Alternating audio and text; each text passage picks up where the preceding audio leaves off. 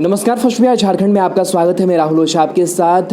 बिहार के मुख्यमंत्री नीतीश कुमार ने दलितों को लेकर के एक ऐलान ये किया कि अगर दलित परिवार में से किसी की हत्या होती है तो उनके परिवार को नौकरी दी जाएगी, जिसके बाद से बिहार की सियासत काफ़ी गर्म है। लगातार जो विपक्ष है वो हमलावर है।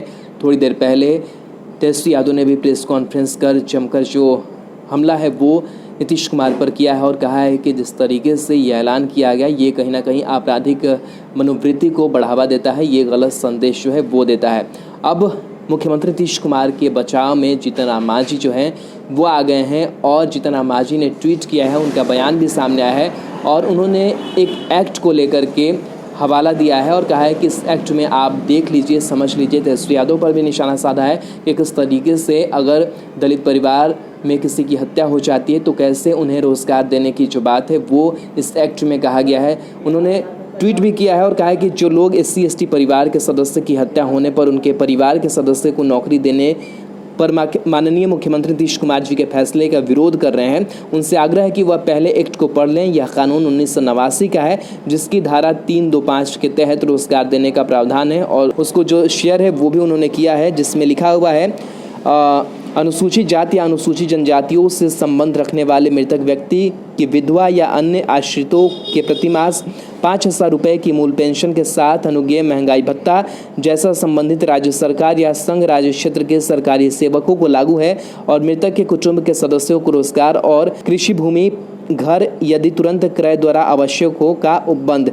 तो जो तमाम चीज़ें हैं वो कही गई है इस एक्ट के ज़रिए और इस एक्ट को बताने की कोशिश जो है वो की गई है जीतन राम मांझी की तरफ से। और जीतन राम मांझी नीतीश कुमार के बचाव में खड़े नजर आ रहे हैं। जो उनका बयान सामने आया है, इस बयान को सुनिए। देखिए, ये schedule caste schedule tribes atrocity act 1989 में बना है और उसका अधिनियम 95 में बना है और उस समय से इम्प्लीमेंटेड है।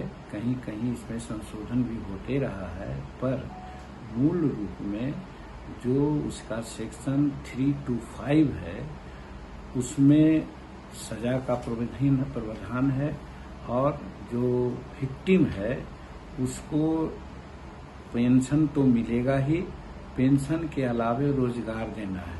रोजगार में सरकारी नौकरी भी है, लाइसेंस देना हो या फिर खेती जो जमीन खरीद करके देना है, उनके बाल बच्चों को रेजिडेंशियल विद्यालय में पढ़ाना है। ये सारा प्रोविजन है। इस प्रोविजन को अगर कोई डाउट करते हैं तो ये सेंट्रल एक्ट है, सेंट्रल के लोगों से बात करें या फिर और कोई कार्रवाई उनको करनी है तो करें, लेकिन ये सेंट्रल एक्ट है और सेंट्रल एक्ट में इसका प्रोविजन है। इस तहत कल ही अनुश्रवण समिति की बैठक में जब इसकी चर्चा हुई और माननीय मुख्यमंत्री ने तत्काल इसको इम्प्लीमेंट करने का आदेश दिया, जिसके लिए हम उनको धन्यवाद देते हैं। और जो इस पर सवाल उठाते हैं उनको कानून का ज्ञान नहीं है। आपको नहीं लगता है कि वैसे लोगों को आपके द्वारा कानून की कॉपी भेज दी जानी चाहिए कि वो पढ़ लें, समाज में तो विद्वेष ना फैलाएं? हम तो बता दिया शुरू